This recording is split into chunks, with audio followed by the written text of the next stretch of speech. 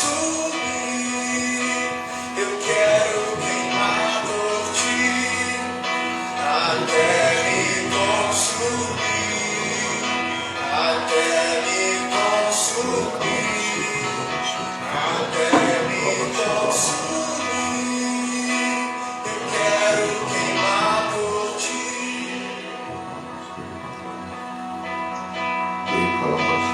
Até que não sobre mais nada de mim, até que tudo que há em mim seja teu, até que não sobre mais nada de mim, até que tudo que há em mim seja teu, até que não sobre mais nada de mim, até que tudo que há em mim seja seu, até que não sobre mais nada em mim, até que tudo que há em mim seja seu.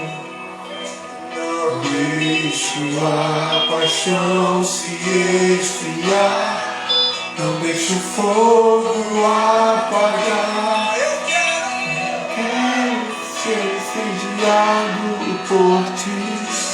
Eu não deixo a paixão se esfriar, não deixo o fogo se apagar. Eu quero ser incendiado por ti, até me consumir, até me consumir, até me consumir. Eu quero queimar por ti, até me consumir, até me consumir, até me consumir.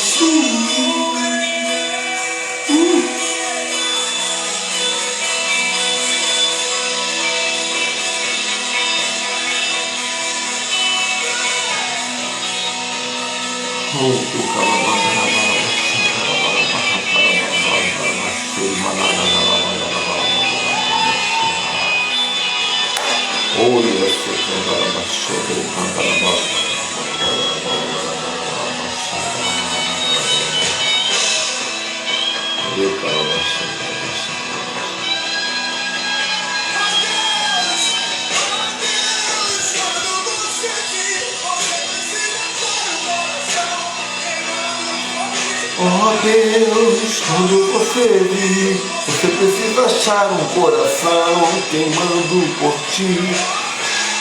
Quando você vir, você precisa achar um coração queimando por ti. Oh Deus, quando você vir, você precisa achar um coração queimando.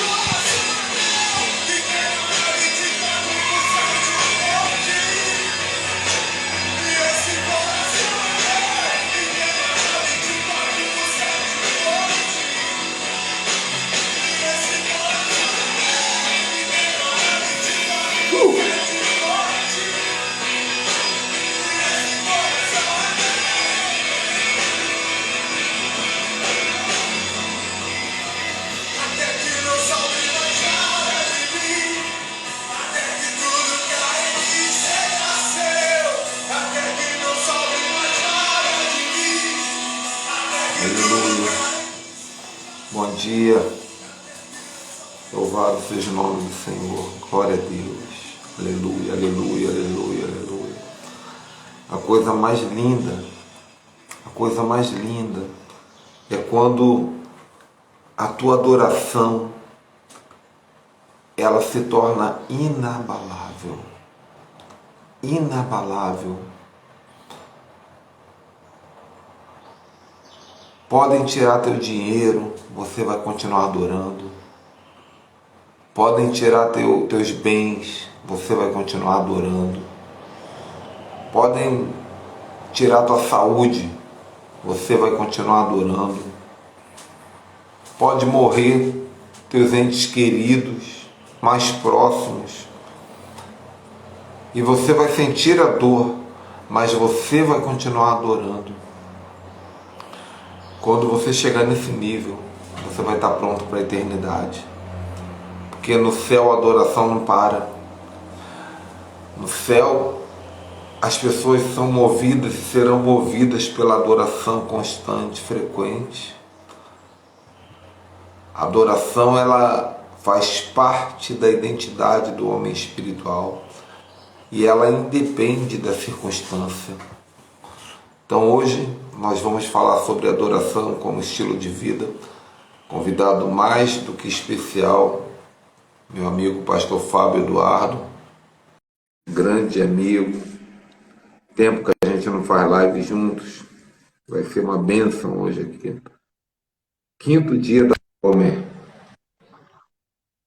Amém, shalom, meu amigo.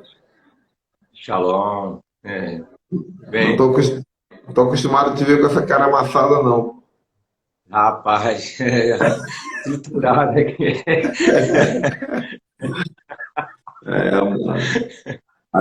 Aqui é todo dia 5h30 da manhã, eu já estou aqui no RTT.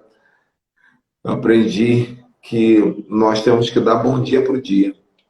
Então, engraçado que quando são 6 horas da manhã agora, mas você vai ver que a minha janela aqui, eu vou virar aqui para você ver, o dia já está claro. Sim. Mas há meia hora atrás estava tudo escuro. E estava tudo apagado. E é um privilégio você ver o dia nascer. Porque quando você vê algo nascer, você se torna pai desse algo. Uau. Né? Quando você vê o dia nascer, você fala assim, eu te vi nascer, eu te peguei no colo. Quando você nasceu, eu estava aqui te vendo. E você assume o governo. Alguém me perguntou, apóstolo, por que o senhor parou de fazer live de tarde e está fazendo de manhã? Por vários motivos. Mas um dos principais deles é que nesse horário eu encontro o público mais maduro. Por quê? Pessoas que acordam cedo costumam ser pessoas... Você que é um master coach, um homem que estuda inteligência emocional também, inteligência espiritual, palestra muito sobre isso. Inclusive, ontem te indiquei uma igreja, me procuraram. Quem eu indico aí na região, eu falei para te procurarem, né? Para pregar sobre ativação. E o que acontece? Você, mais do que ninguém, sabe disso, que quem acorda cedo geralmente costuma ser uma pessoa mais evoluída, né? Porque ela já entendeu o segredo do sucesso, né? Você acordar mais cedo é o horário que você medita melhor, é o horário que você produz melhor, é o horário que você tem um encontro maior com você mesmo. Gente, antes de eu começar a conversar com o pastor Fábio aqui, só lembrando, nós estamos na contagem do Homer. O que é o Homer? O Homer era um punhado de cevada que era usado antigamente como medida de contagem. E depois que o povo saiu do Egito, eles caminharam 49 dias até chegar ao monte onde Deus entregou as leis, entregou a Torá. Foram 49 dias. Então, contando com a Páscoa, foram 50 dias. Por isso se chama Pentecostes. E Jesus também, quando ressuscitou, ele ficou 40 dias com os discípulos ensinando. E depois disso, ele subiu, mas os discípulos ficaram mais 10 dias orando no cenáculo, até a descida do Espírito Santo. Por isso, no Novo Testamento também tem o dia de Pentecostes. E os judeus antigos, eles resolveram contar esses dias, porque eles entendem que há uma evolução espiritual nesses dias, uma gradatividade, até que Deus entregue a lei, ou que ele entregue o Espírito, há uma gradatividade de evolução. E a cada dia eles colocavam no recipiente um punhado de cevada, que é o Homer. E cada dia que esse punhado aumentava, significava que a gradatividade ia aumentando. Então hoje nós estamos no 5º punhado, e temos mais aí 45 punhados pela frente, e Deus já olha, pastor Fábio, Deus já falou tanto aqui essa semana, meu irmão, através da profeta Mara. Meu Deus, nós aqui viramos do avesso. Ontem com o apóstolo João Édipo, nós viramos do avesso também, e eu tenho certeza que Deus vai te usar, vai me usar bastante nessa manhã aqui, para falar desse assunto que é tão simples, mas ao mesmo tempo tão importante, que é a importância do ambiente da adoração, né? Que às vezes as pessoas esquecem. Tem gente que pensa que adorar. Eu estou falando aqui realmente da adoração musical mesmo, mas tem gente que pensa que a adoração musical é só na hora do culto e esquece de adorar no carro, enquanto está lavando uma louça, enquanto está malhando na academia, enquanto está fazendo uma caminhada. E a importância da vibração musical, da canção, a importância de você estar ouvindo, a importância de nós enchermos o ambiente da casa com o som da adoração. E você que aprendeu tanto aí com o pastor Paulo Marinho, que está com o Papai do Céu agora, né? E tantos outros mentores que você teve nessa área, tem muito, sem contar que você mesmo, a Noemi, sua esposa, são referências de adoração para mim, para tantos outros. Então vamos falar um pouquinho sobre isso, né? Maravilha. Agradeço aí pelo convite. Tu falou sobre ser evoluído. Quem acorda cedo é evoluído. Eu quase me senti um macaco agora.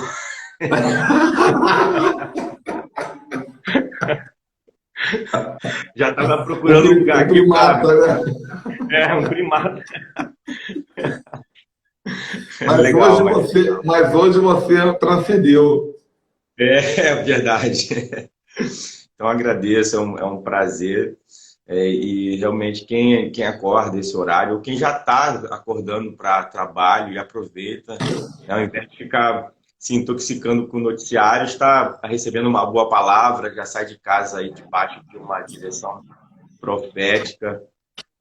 E quanto à adoração e a mentores, realmente aprendi com o pastor Paulo e também aprendi com o senhor aí, que também é um mentor para a gente na área da adoração.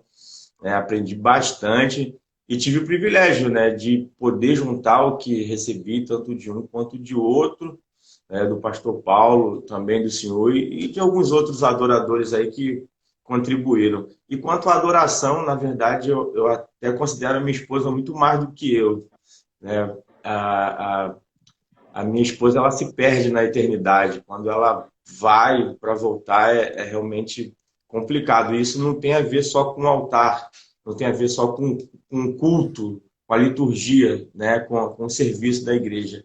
É a vida dela. E às vezes eu tenho que estar puxando realmente ela, e trazendo ela para a terra e meio que direcionando ela aqui. A Noemi, gente, só interrompendo aqui, mas a Noemi, a esposa do pastor Fábio, inclusive, a Noemi é mais tímida, mas vamos ver se a gente marca de tardinha uma live com ela uma hora dessa, vai ser uma honra, né? A Noemi, gente, eu sou apaixonado pela a Noemi adorando a Deus, porque ela é uma pessoa muito simples. Quem olha para a Noemi não imagina, mas quando ela pega o microfone, meu irmão, ela fica possuída, ela fica incorporada mesmo, e ela fecha o olho e vai entrando, e vai entrando. E é aquele negócio da cordinha do sacerdote mesmo, tem que amarrar uma cordinha nela, porque quando ela se perde lá, você tem que... E eu tenho para mim que as suas filhas, pelo menos a metade delas, você tem 4 filhas, né? Pelo menos a metade, 2 ou 3, aí deve estar, 3 filhas, né? Pelo menos 2 já devem estar nesse padrão também, dessa impartição da Noemi. Então a sua casa deve ser um ambiente muito, muito forte nessa aí, né? Sim, verdade. É interessante porque o tema é adoração como estilo de vida. Né? A Noemi, como pastora, como uma pastora titular juntamente comigo, o que ela menos faz é cantar na igreja, por incrível que pareça. Às vezes ela canta uma vez por mês e olha lá, ela realmente não faz questão mesmo, porque já entende o que é adoração. Então não tem dificuldade nenhuma em não estar na plataforma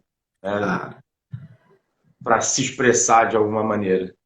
Então, na igreja, o que menos se vê, de fato, é a Noemi na plataforma. Hoje Uau! em dia. O que menos se vê. E aí o apóstolo começou falando sobre a adoração como estilo de vida. E o adorador, ele perde tudo e continua adorando. Não tem como falar sobre adoração como estilo de vida sem falar de Jó. As pessoas, elas, quando pensam em Jó, só pensam na questão do sofrimento. mas Jó ele foi o primeiro adorador da Bíblia.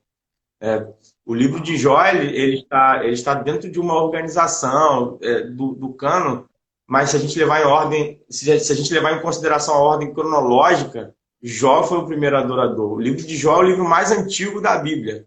Gênesis é o primeiro, mas o livro de Jó é o mais antigo da Bíblia. Então, levando isso em consideração, levando em consideração o princípio da primeira menção, o primeiro adorador é Jó. A primeira vez que a palavra adoração aparece na Bíblia, aparece no livro de Jó, levando em ordem, levando em conta a ordem cronológica. E aí onde a gente encontra esse adorador? Na vida de um cara que perde tudo, não só perde bens, mas perde 10 filhos de uma vez.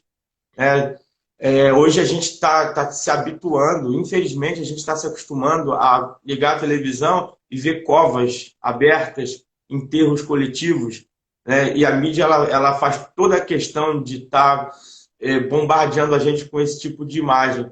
E esse tipo de imagem foi uma imagem que Jó teve também. Imagina saindo 10 caixões da sua casa, imagina a cova coletiva ou as covas sendo da sua própria família. E ainda assim Jó continua adorando. Eu não sei se você sabe, pastor Fábio, que eu enterrei meu pai e minha mãe esse mês, né? Esse mês não, que acabou de virar o mês, né? E foram 3 diferenças na minha vida. Meu pai, minha mãe e o profeta Amaro também, que era uma grande referência profética sobre nós. E alguém me falou assim, apóstolo, como é que o senhor tem coragem de fazer live nesse momento? Eu falei assim, mas como é que eu teria coragem de não fazer?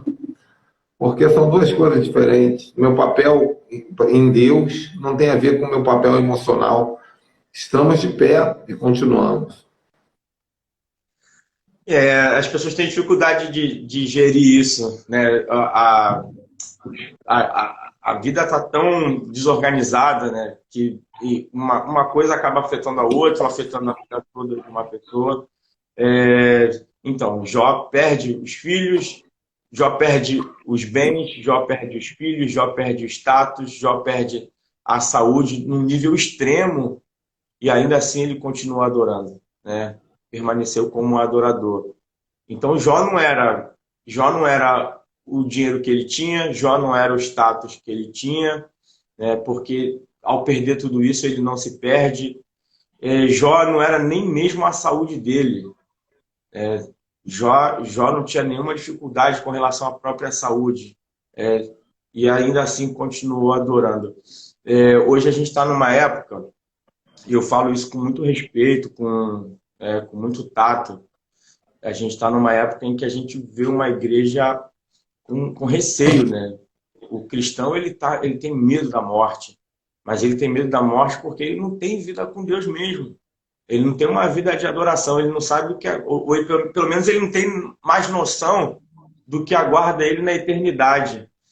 Domingo mesmo eu ministrei sobre o que Paulo disse: se esperarmos de Cristo somente nessa vida, somos os mais miseráveis dos homens. E falei sobre essa questão da adoração na eternidade. Então a gente já não sabe mais o que é isso, a gente já está perdido, a gente está sem identidade. Porque a nossa expectativa está toda aqui para a Terra. A Terra ficou boa. A Terra ela ficou boa. A Terra ficou boa para a igreja. A igreja hoje ela está rica. A igreja ela tá abundante. As pessoas estão desfrutando de muita coisa boa. E não que seja ruim. Mas desde que a gente faça com a mentalidade correta. E com isso a gente desistiu da eternidade. Não temos uma noção do que de fato é adoração. E para falar de adoração, e na verdade eu não quero nem falar de como é o dia a dia, ou de repente de passar para as pessoas como que é o nosso estilo de vida. Para falar de adoração fora da plataforma, para falar de adoração fora da liturgia, para falar de adoração fora do serviço da igreja, eu penso que primeiro a gente tem que entender o que é ser um adorador, ou, se não, um idólatra, né? Porque as coisas se confundem também. E eu também penso que todo mundo é um adorador. Tem gente que fala que não acredita em Deus. Eu, particularmente, não acredito em ateu.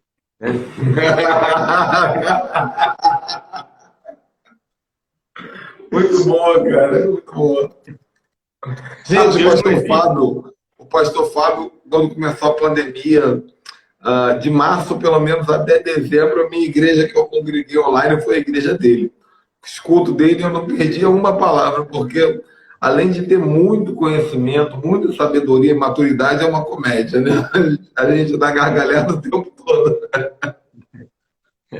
Mas na prática, o ateu ele não existe, porque todo mundo tem um Deus. Né? E é difícil você identificar o Deus de cada um. E existe uma maneira de você identificar isso.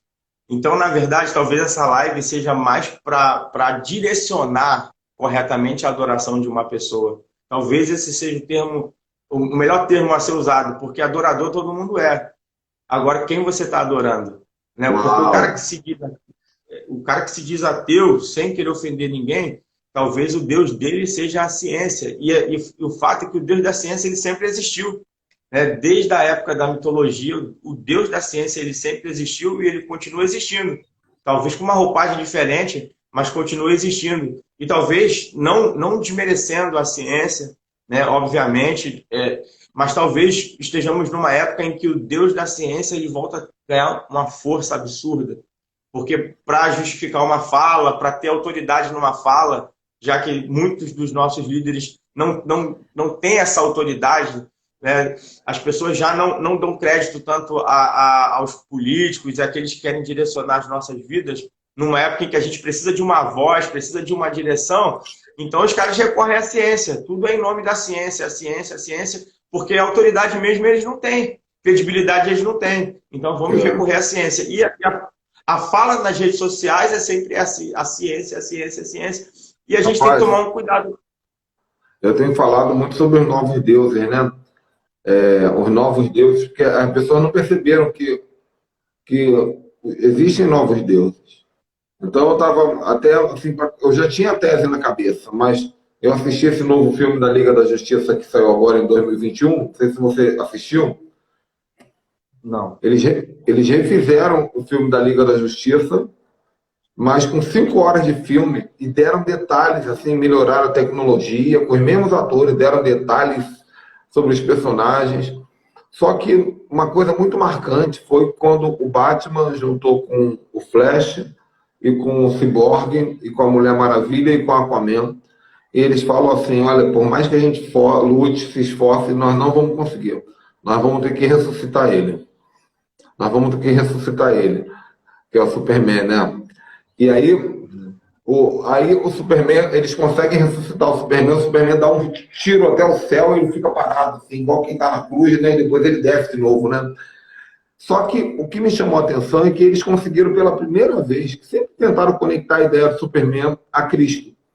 Mas dessa vez eles conseguiram fazer de uma maneira bem respeitosa e extremamente poderoso, porque o Superman, quando ressuscita, ele dá um peteleco no inimigo, assim, ó. Ninguém conseguia nem dar um soco no inimigo. O Superman chega e faz assim, dá um peteleco, faz um bicho diabão voar longe. Só que o que me chama a atenção é o seguinte, que são os novos deuses dizendo, cara, não tá dando para nós não. Porque quem é o Batman? O Batman é a riqueza, é a grana. É um deus. Quem é o Cyborg? É a tecnologia. E junto com a tecnologia, a ciência. É um deus, é um novo deus. E quem é o Flash? O Flash é o Cronos, que ele passa no som da velocidade, ele consegue voltar no tempo. Ele é um deus, né? E quem é a Mulher Maravilha e o Aquaman? Aí são os antigos deuses, né? Que é o Netuno, Poseidon, junto com Diana e Atena, que são deuses antigos. Mas nem os deuses antigos eles estão dizendo, não está dando para nós, cara. A humanidade perdeu um limite que nem a gente está dando conta desse negócio, né? Então, se recorrer a Cristo mesmo, cara, é dizer, Cristo, agora é contigo, socorra-nos, sabe? Uau, cara, é isso mesmo. Então, cada um tem o seu Deus, agora é identificar, o que é difícil, né? É difícil, às vezes, identificar quem é o Deus de uma pessoa. E, enfim, eu acredito que com essa live, que na verdade é uma aula, né, e a partir do que vai ser compartilhado, já está sendo compartilhado, vai ficando um pouquinho mais fácil. Né? E aí cultuar tem a ver com ir à igreja. um bom cultuador não é um bom adorador. Né? E muitas pessoas que cultuam num domingo, que cultuam durante a semana, já se acham adoradoras. Na verdade, o cara adora qualquer outra coisa, mas ele tira algumas horas no domingo para ir ali e aliviar a consciência dele, né? Para começar a semana com a consciência tranquila, fiz a minha parte, né? Fazer as pazes com Deus, né? É, é, fui à missa, cultuei, enfim, fiz alguma coisa religiosa e aí ele volta para o Deus dele. Né? Então ele vai lá só cultuar. Então cultuar, para mim, tem mais a ver com ir à igreja, levantar as mãos enquanto está cantando. E tem gente que cultua muito bem. Né? Tem pessoas que são sensíveis, que chegam ali e choram, elas se emocionam, elas são tocadas, a presença está no ambiente, quem está ministrando com unção. Então a pessoa ela vai realmente sentir alguma coisa. Ela vai realmente ser levada pelo ambiente. Mas isso não faz um adorador. É só alguém que cultua, que foi lá e cultuou e saiu. Ela volta para o Deus dele. E aí, como que a gente pode identificar um adorador na sua essência? Né? Como a gente pode desenvolver esse estilo de vida de adoração, mas voltado para quem você tem que adorar de fato, que é Deus. Lá em Mateus 4, antes de você responder, só uma deixa aqui. Você falou uma coisa muito séria, cara. Nós vivemos um evangelho politeísta. É isso mesmo. Por quê? Porque a pessoa vive cheia de deuses e no domingo ela tem mais um. É isso. Isso é egípcio, isso é uma cultura egípcia. E nós estamos na semana de Páscoa, né? Então, é um aviso. O politeísmo, eles cultuavam a Deus, mas também cultuavam o bezerro de ouro, né? Segue. O politeísta ele não tem dificuldade nenhuma de abrir um espaço para mais um Deus, né? É isso. Forte. Essa é a questão. E em Mateus 4:10 nós temos aí uma orientação, né? Ou uma forma bíblica de identificar a quem nós estamos adorando. Lá o próprio Jesus, quando ele está ali com Satanás no deserto, ele responde o seguinte para ele: porque está escrito, ao Senhor teu Deus adorarás e só a ele servirás. Então, como identificar a quem você adora? Na verdade, não é identificar um adorador, porque eu estou partindo do pressuposto de que todo mundo adora, todos nós somos adoradores. O meu cachorro é um adorador. A minha cachorra aqui, a minha vira-latinha, ela me adora. Eu costumo dizer que a gente tem que adorar como um cão. A minha cachorra, ela me adora. Quando eu chego em casa, ela me recebe correndo, ela sempre vem com alguma coisa, um objeto. No meu quintal tem folhas, né, de mangueira, ela sempre pega uma folha. Quem tem um cão, faça reparar isso. Quem tem um quintal, o cão, ele sempre te recebe com alguma coisa. Ele vai pegar um objeto e vai te entregar. Forte isso, hein? Agora, eu não sei se você sabe, pastor Fábio, a palavra adoração em grego a principal palavra adoração em grego é proskúnio. E proskúnio significa se prostrar diante de alguém como um cachorro se coloca diante do seu dono. Não sabia. Então, quando a Bíblia diz que Jairo se prostrou diante de Jesus e o adorou, ou quando o próprio Gadareno se prostrou diante de Jesus e o adorou, a palavra é proskúnio. E quando Satanás diz para Jesus, tudo isso te darei se prostrados me adorares, a palavra ali é proskúnio, significa... O diabo não queria que Jesus pegasse o violão, né? Tá bom, maravilha. Ó, Satanás, tu és o rei que deve todas essas cadeiras. Não era isso. Ele queria que Jesus se dobrasse ali e como um cachorrinho, reconhecesse a soberania do seu dono. É isso. E falando do próprio Satanás como um objeto de adoração ou alguém que é adorado, eu costumo dizer aqui em casa que o satanista não é só o cara que carrega um pentagrama no pescoço e que faz invocações e que anda de preto, não. É muito mais do que isso. E aí, voltando à questão da minha cachorra aqui, eu costumo dizer o seguinte: ela não tem dignidade.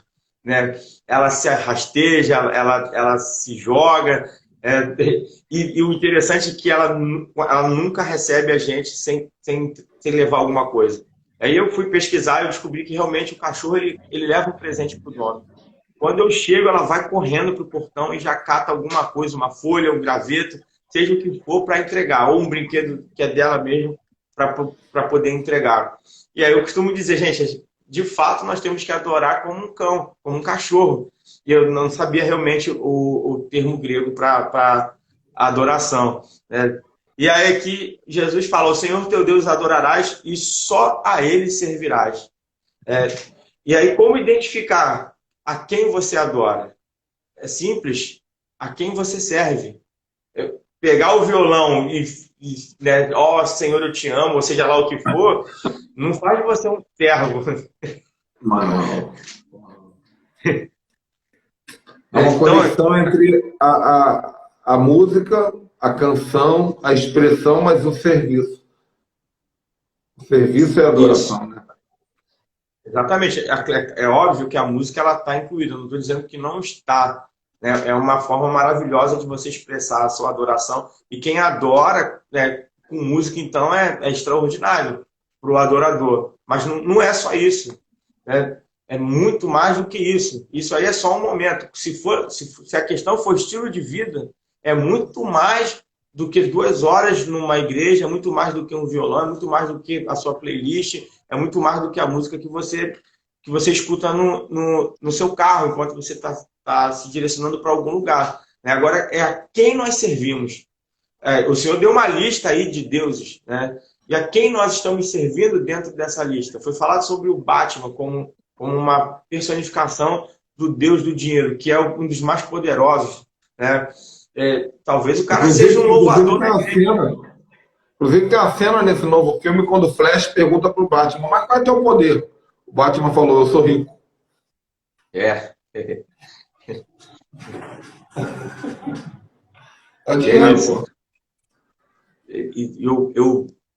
Eu ouso dizer, né, que talvez hoje a igreja esteja mais inclinada para esse Deus do que para o próprio Deus que ela deveria estar adorando.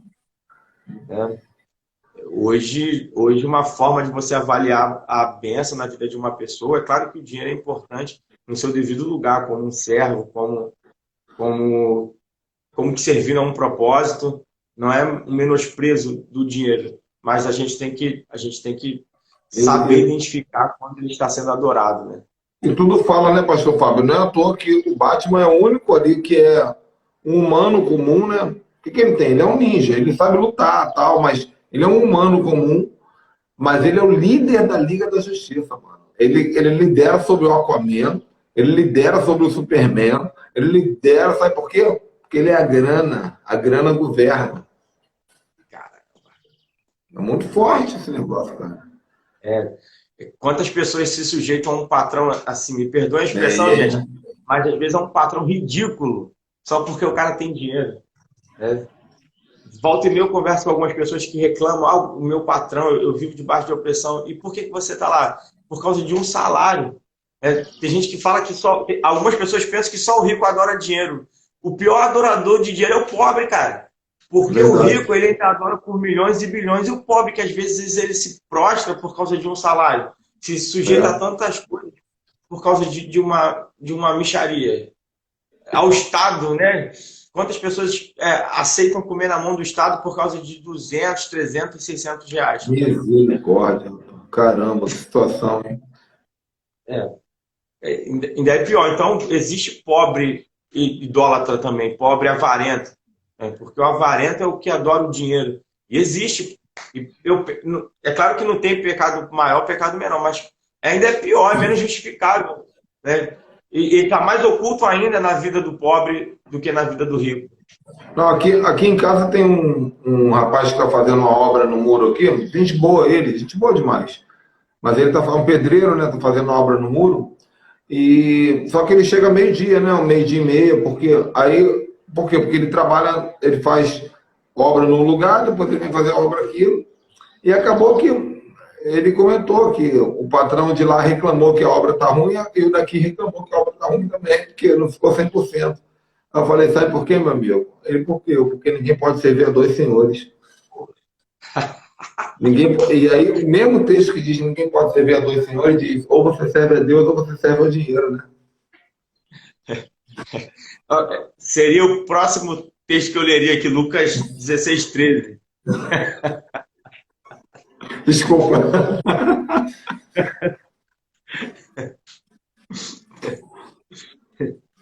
Eu vou ler aqui uma sequência de versículos, né, para passar para a próxima questão, relacionado a servo.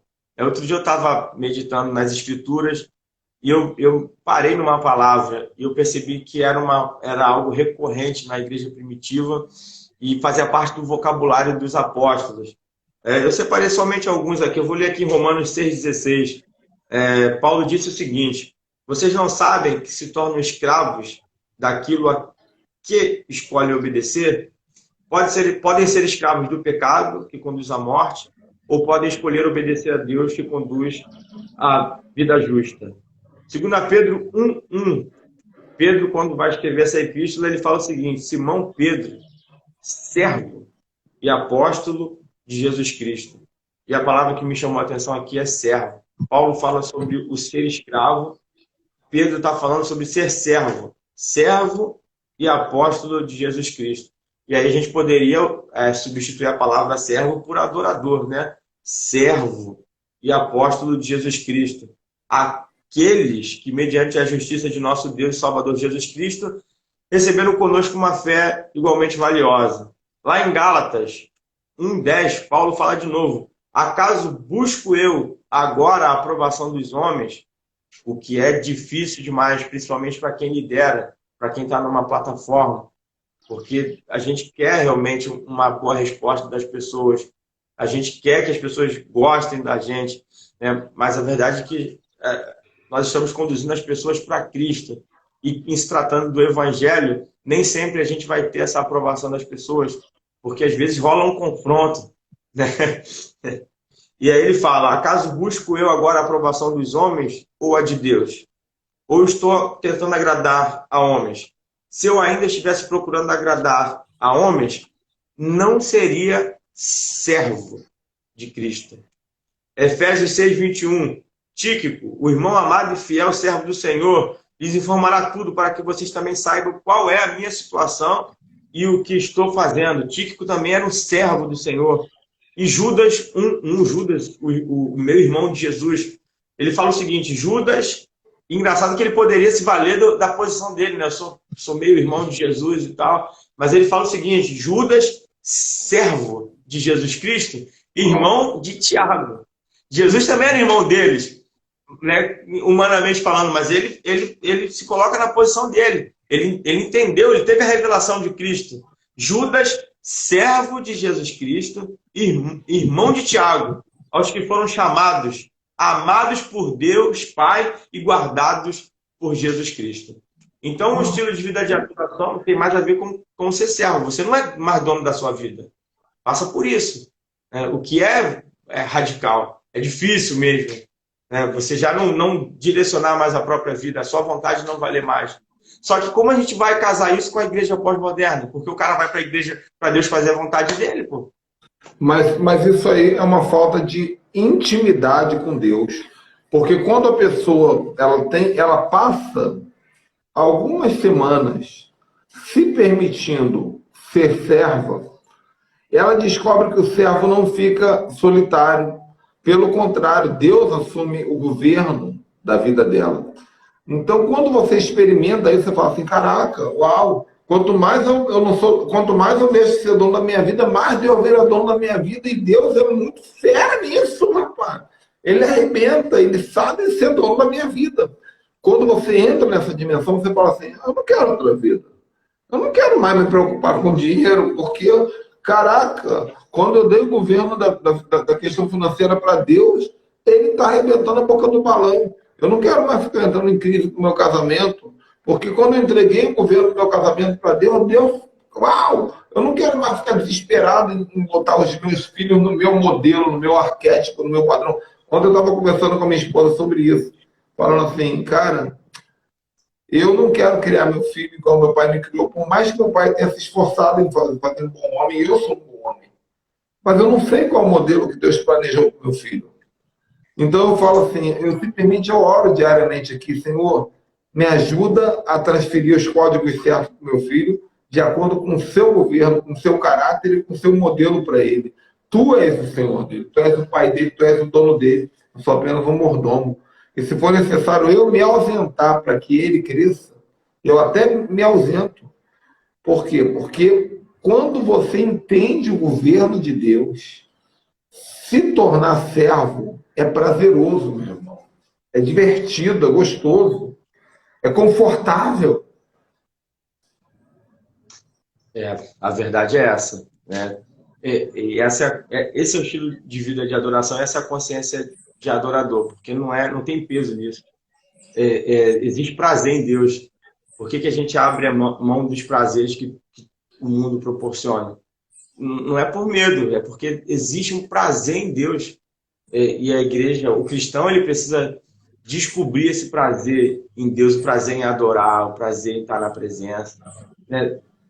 E a verdade é que a adoração também é um nível, é um nível baixo, né? Porque existem outros níveis. Existe um nível da meditação, da contemplação, e aí se está difícil encontrar os verdadeiros adoradores, não falo com arrogância, Deus que me guarde disso, né? Mas você vai caminhando para outros níveis e vai tendo prazer em Deus, totalmente em Deus, até que você chegue a um estado de glorificação e esteja na eternidade com Ele. É por isso que Paulo, quando escreve Filipenses, ele fala, eu considero tudo como refúgio, para mim tudo isso aí é esterco, né? Enfim, descobri Cristo, cara. O meu prazer está nele. E quando Paulo escreve Filipenses, Paulo estava numa masmorra. Paulo provavelmente estava nu, seminu, em meio às fezes, um homem com o corpo totalmente machucado. E ele escreve a carta da alegria num lugar como esse, nas piores condições. Domingo eu até falei o seguinte, se o apóstolo Paulo fosse fazer uma live de algum lugar, de onde ele faria essa live? Uau! Caraca! Meu Deus! Porque hoje eu vejo pastores, tipo assim, vou fazer uma live direto de Dubai, direto de Orlando, enfim, dos melhores lugares dessa terra. Maravilha, né? Que bom que ele tem essa oportunidade, enfim.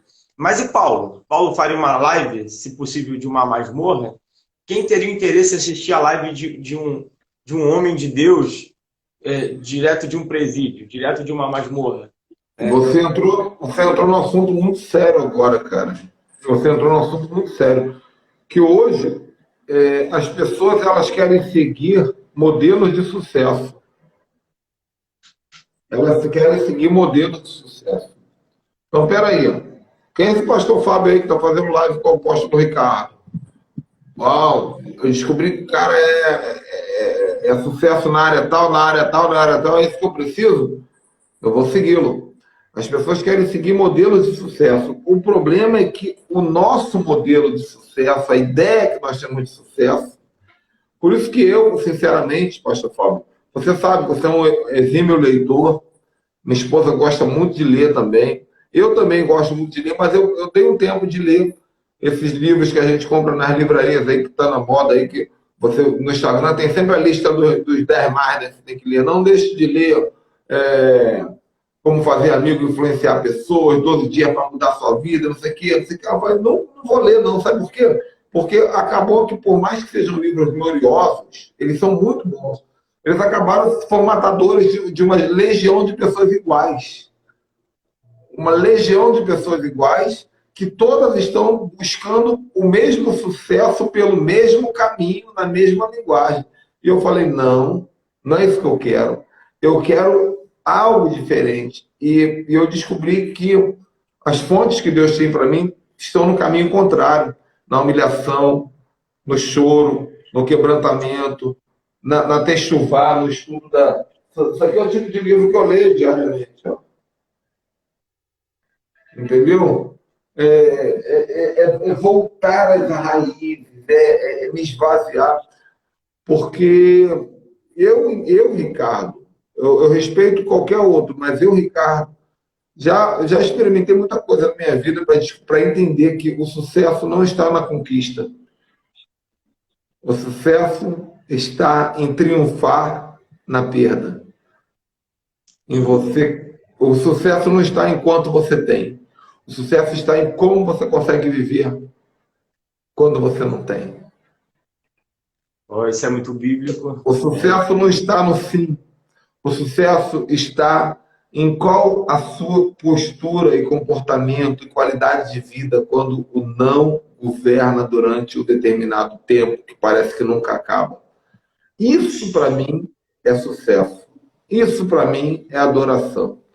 Eu falei hoje, graças a Deus, eu estou morando numa casa bem bonita, bem grandona, muito espaçosa, que também é a base apostólica aqui na região dos Lagos.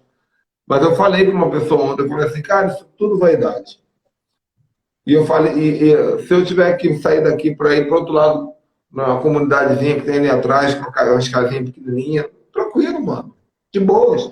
Porque nada disso vai mudar o que está sendo construído aqui. E aqui são coisas totalmente diferentes.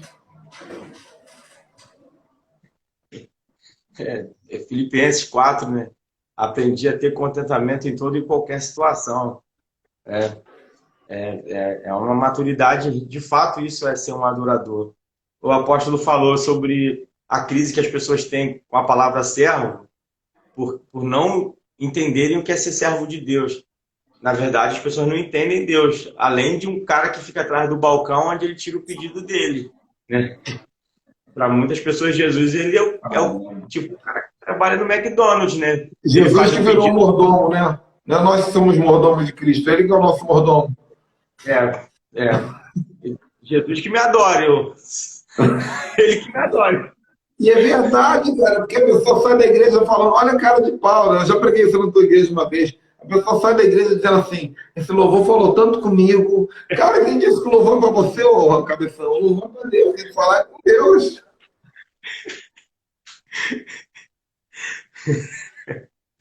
E é isso. É complicado. Então, a segunda questão é quem é Deus, né, cara? É claro que não tem como a gente ter uma plena compreensão de Não é que Deus seja grande, Deus é infinito. Então, como compreender esse Deus? Mas ele se deixa conhecer de alguma maneira. Ele entrega alguma coisa pra gente. Ele sabe falar com um sotaque humano. Ele sabe se revelar. A revelação máxima de Deus foi como um homem, né? Jesus, o próprio Cristo, Jesus. Né? Então, de alguma maneira, Deus se revela. Agora, a questão é se a gente está conseguindo entender isso. E para ter um adorador, você tem que entender um pouco Deus, né? Aprender um pouco sobre Deus. Eu penso que a gente está como os adoradores de Atenas na Grécia, quando Paulo chegou naquela cidade. Lá em Atos 17, 23, tem um texto que, obviamente, quem está assistindo conhece, né? Que diz assim, porque passando eu e vendo os vossos santuários, achei também um altar em que estava escrito ao Deus desconhecido. Esse, pois, vós honrais, não conhecendo, é o que eu vos anuncio. Então, eu penso que hoje nós temos um altar a Deus, mas é o Deus desconhecido. Estamos adorando o Deus desconhecido. Não conhecemos como deveríamos conhecer Deus. E é isso que faria da gente um adorador. Né? E adorá-lo sem conhecê-lo pode levar a gente à idolatria também. Êxodo 20, versículo 3 e 4, e aí com certeza o apóstolo poderia falar muito melhor do que eu, mas eu penso que não terás outros deuses diante de mim, não farás para ti imagem, é muito mais abrangente do que você simplesmente fazer uma escultura, fazer uma estátua ou ter uma fotografia.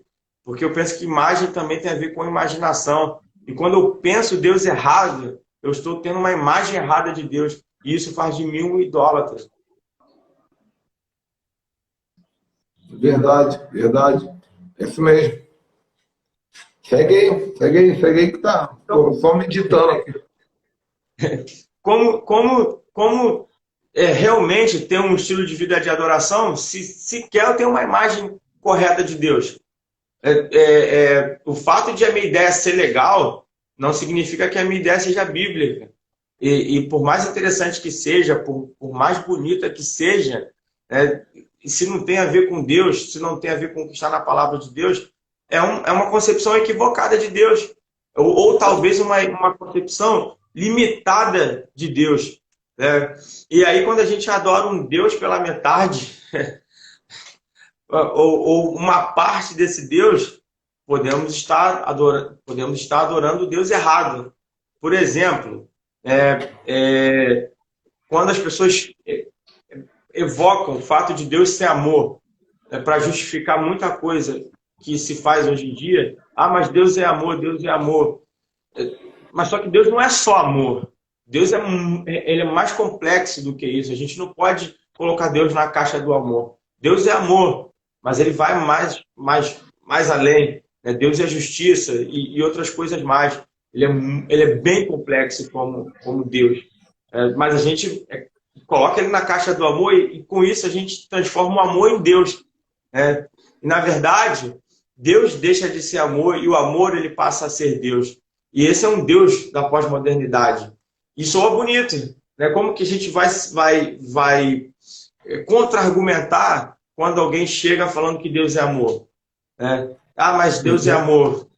Complicado, né, cara? Porque é aquilo, as pessoas trabalham Deus dentro do significado que elas dão para cada palavra. Por isso que eu tenho essa plaquinha, eu gosto muito de mostrar essa plaquinha nas lives aqui, que é o nome de Deus, né? O nome impronunciável de Deus, que é Yod, Rei, Vav, Rei, Yoheva, Rei. O pessoal traduziu até essa versão doida aí, que é Jeová, Javé. Mas isso aqui é o formato de um homem, né? São as pernas, o tronco, os braços e a cabeça, né? Porque Deus fez o homem à sua imagem e semelhança. E por que Deus disse Yoheva, Rei? Significa eu sou o que eu sou. Porque ele não tem como se explicar com palavras. E, infelizmente, você vai ver que tem a igreja que é a igreja, o templo não é do Yoheva, é o templo do Rafá. Só fala de cura na igreja. Só fala de cura. Os testemunhos só são de cura. Só cura. Aí tu vai na outra, só fala de dinheiro. Os testemunhos só são de dinheiro. A outra só fala de libertação. Tudo bem, Deus é libertador, mas só fala de libertação. Os testemunhos são de libertação, as experiências, mas dificilmente as pessoas querem conhecer Deus na sua plenitude, né? No que Ele é, no máximo. E quanto mais você vai tirando essas camadas para poder compreender na sua... Porque Coríntios fala sobre isso, né? A gente tem parte, né? Mas conforme você vai evoluindo a visão acerca de quem Ele é, a sua adoração evolui também. O apóstolo falou, isso é legal, cara, falou da questão da adoração, uma igreja questão da cura, né? Por exemplo, a igreja que se define como um lugar onde tem cura e tal. Existe o Deus da cura também, Asclépio é o Deus da cura. Sim, sim. Se eu não me engano, no tanque de Betesda, ali era um lugar de paganismo, cara. A arqueologia, ela encontrou ali o que a gente vê hoje modernamente em alguns templos pelo Brasil, né, pedaços de órgãos, pedaços de partes humanas.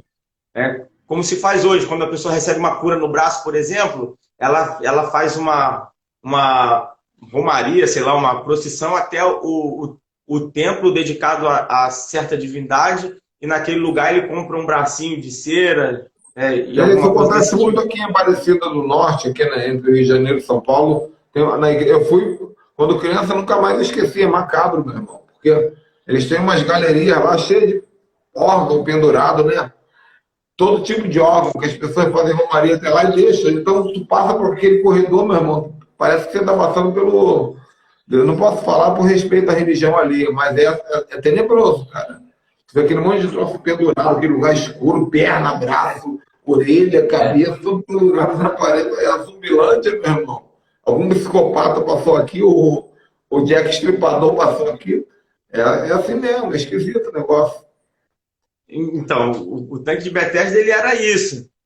E eu lembro quando eu tive em Israel a primeira vez, a gente chegou nesse sítio arqueológico e tal, e aí o pessoal começou a cantar, porque sempre faz um culto na localidade, e aí eles começaram a cantar o Move as Águas e tal, né? Enfim, aí... É muita ignorância, né, cara? É, É muita ignorância, cara. Eu me aí o mato, meu pastor irmão, eu me mato uma hora dessa. Jesus repreendeu justamente isso, cara. E eu preguei sobre isso, Fábio. Esses dias atrás eu preguei sobre a. Como é que eu falei? Sobre. Ah, cara, eu vou lembrar. Mas foi uma revelação que Deus me deu disso, dentro do mito. O mito. Você viver de mitos. Porque aquilo era um mito. Era uma crença. Como nós falamos no coach, era uma crença limitante. O cara acreditava em algo que nunca iria acontecer. A fé dele estava depositada na ideia de que um anjo ia mexer a água, mas não tinha anjo, meu irmão. O que ia acontecer era que vinha um vento de vez em quando, uma criancinha mexia, alguém jogava uma pedrinha, e as pessoas ficavam ali, criaram uma fé baseada numa mitologia, num mito. E Cristo jogar pedrinha é maldade, né? É. Se bobear, tinha até um motorzinho de vez em quando, que alguém apertava o botãozinho de vez em quando para dar uma sacaneada. Só que Cristo estava do lado dele, falando assim: você quer ser curado? Porque se tu quer ficar nesse mito aí, meu irmão, tranquilo, eu respeito. Quer ficar na mitologia? Eu respeito. Deus sempre vai te dar a escolha. Por quê? Porque a cura, ela envolve comprometimento. Sair da zona de conforto, ficar deitadinho ali recebendo esmola, macarrãozinho com carne moída todo dia, entendeu? Não, você levanta, toma teu leite e anda. Vai arrumar um emprego, vai arrumar a sua casa para morar, aí eu te curo, entendeu? Para sair da mitologia, para ser um adorador tem que ser macho. Não é fácil. Pode falar. Como foi dito aí. É você ir contra todo mundo. E realmente foi um tapa na cara, porque eu lembro que começaram a cantar, o pastor depois trouxe uma palavra, e logo em seguida a guia, que era uma pessoa formada em arqueologia e tal, o pessoal em Israel muito, muito preparado mesmo, uma guia judia com uma alta formação em arqueologia, aí foi um tapa na cara que a gente levou, né? Quando ela começa a falar do que se tratava aquele lugar. Na verdade, era um lugar de idolatria, de paganismo mesmo, e o Deus adorado naquele lugar era o Deus Asclépio. Né? Eu lembro que isso mexeu muito comigo. Eu falei, caramba, que coisa. Eu me senti até envergonhado, na verdade, na condição de pastor. Então, hoje a gente está fazendo isso com Deus. Por exemplo, o Deus do amor. Né? Eu trouxe aqui alguns nomes para deuses do amor. Né? A Afrodite, a própria Afrodite, o Eros. Né? É o Deus de abril, inclusive. Nós começamos o mês de abril hoje, né? Abril é um mês, ele é um mês consagrado a Apros ou a Afrodite, né? Esse mês todo, por isso surgiu a palavra abril. Abril, ela é uma palavra grega que tem origem em Afrodite. Esse mês é todo, você está denunciando aí, justamente. Aí a pessoa fala, é o mês que mais tem gravidez indesejada. Começa a aparecer as mulheres que engravidaram no carnaval, entendeu? Há muita paixonite, é tudo nesse mês de abril aqui agora. Sexo, muito sexo, a pessoa confunde sexo com amor, né? Deus teve que usar Rita Lee para explicar que amor e sexo são duas coisas diferentes. Né?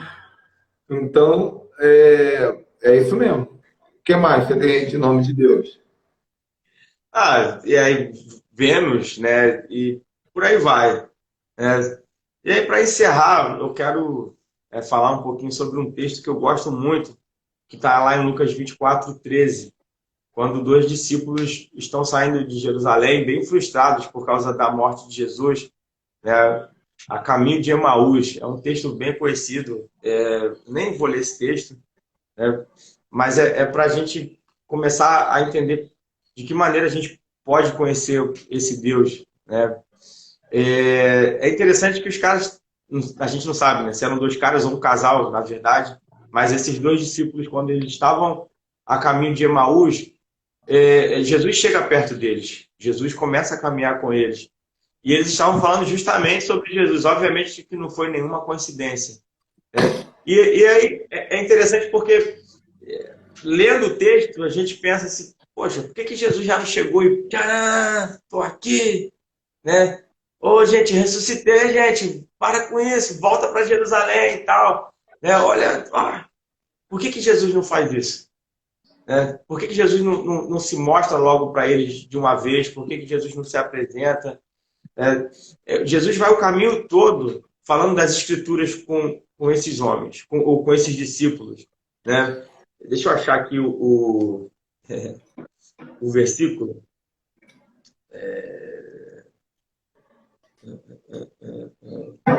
Lucas capítulo 24.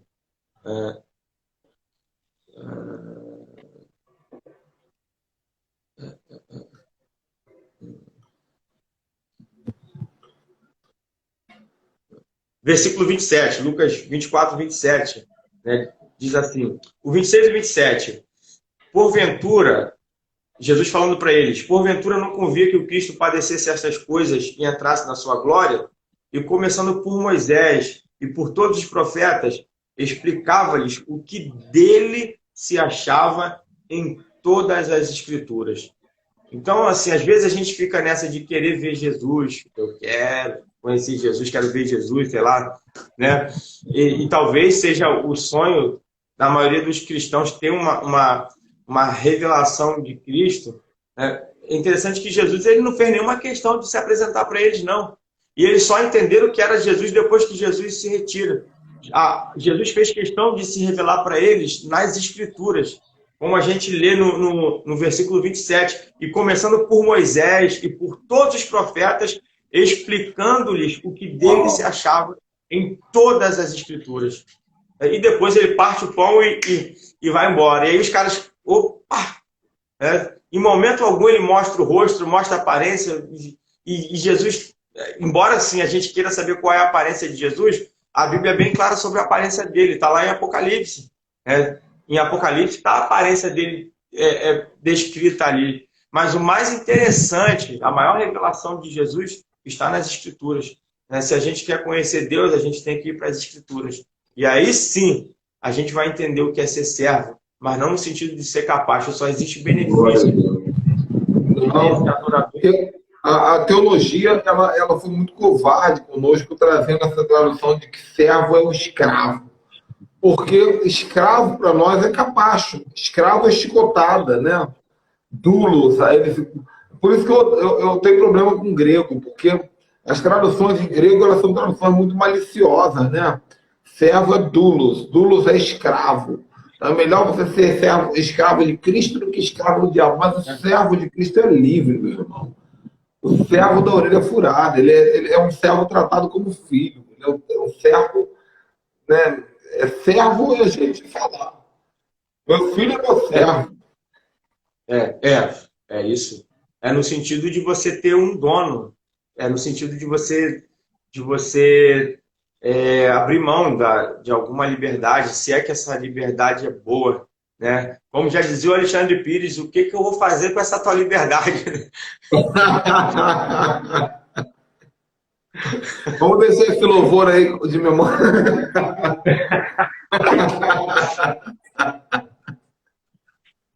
Caraca, mano, agora eu vou ficar com essa música na cabeça o dia inteiro. Falamos aqui 1 quilo, falou coisa pra caramba, mas encerra com isso e já era, né, cara? Passamos todo o tempo. Muito bom, Fábio, muito bom. A gente tem que fazer mais lives junto, porque flui muito, né? Nossa conversa sempre flui muito. O Fábio, gente, prega sempre, assim, quando a gente tem nossos eventos, as nossas escolas proféticas, sempre que ele pode, ele participa, ele leva a igreja dele para fazer o louvor, ele prega. Sempre uma mensagem muito sábia, muito inteligente. E é um grande pastor, né? A gente tem muita referência aqui nas lives de apóstolos, de profetas, mas o Fábio é uma referência de pastor, realmente é um pastor, é um líder, uma igreja jovem, uma igreja linda. Espero que alguns de vocês possam conhecer em breve o Ministério Videira, né? Agora que o Sepetiba está elitizando, né? Cada vez mais elitizada, está perto da Barra ali, linha amarela, não sei das quantas. Mas, meu amigo, acho que a gente vai parando por aqui. Faz umas considerações finais aí, faz o encerramento. Mas antes de você fazer, eu quero dizer para vocês o seguinte: pessoal que está online aí, pessoal que deve assistir pelo YouTube, se assistir ainda hoje, dia 1º de abril, dia da verdade, né? Estima-se que Jesus ressuscitou nesse dia. Inclusive, se você está com a cabeça de que é sexta-feira que vem, a sexta-feira santa, meu irmão, você ainda tem a mente católica. A Páscoa já passou, a Páscoa bíblica já passou, Jesus já ressuscitou tem um tempão. Nós estamos contando no 5º dia da contagem do homem. Então, para com esse negócio de sexta-feira da paixão está chegando, essa mentalidade católica. Mas hoje, dia 1 de abril de 2021, em algum horário à tarde, eu ainda não sei exatamente que horário vai ser, nós vamos ter uma live extra com a apóstola Nelma Aragon, que ela me convidou ontem, mas não combinei horário, falando sobre armaduras. Ela vai falar sobre a revelação dela da armadura de pedras preciosas que ela recebeu, e eu vou falar sobre as armaduras marinhas que Deus está me entregando aqui, armaduras para mergulho e armadura de Covid, que é uma armadura que eu estou materializando em oração aqui também. Então vai ser uma live muito, muito interessante para quem acredita nessas coisas, tá bom? Fábio, fica à vontade. Opa, quero agradecer mais uma vez aí, foi muito bom, fluiu. Estou à disposição, a hora que chamar aí a gente está junto. É um prazer sempre estar junto e agora dividindo tela, né? Um pouco distante, mas a gente está junto. Uma hora eu apareço aí, região dos lagos é top, né? Da serra pro mar, é maravilha. Aqui tem espaço para você, mano. Tem um quarto exclusivo para você vir aqui descansar com a família, a hora que você quiser, tá bom?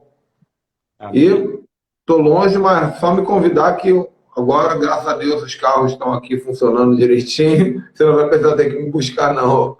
Se mete o pé na estrada e aparece aí. Amém. Gente, Pastor Fábio, sigam ele aí, Ministério Videira, em Sepetiba. Deus abençoe, meu irmão. Obrigado por ter acordado cedo aí para nos honrar. Tchau, tchau. Tchau.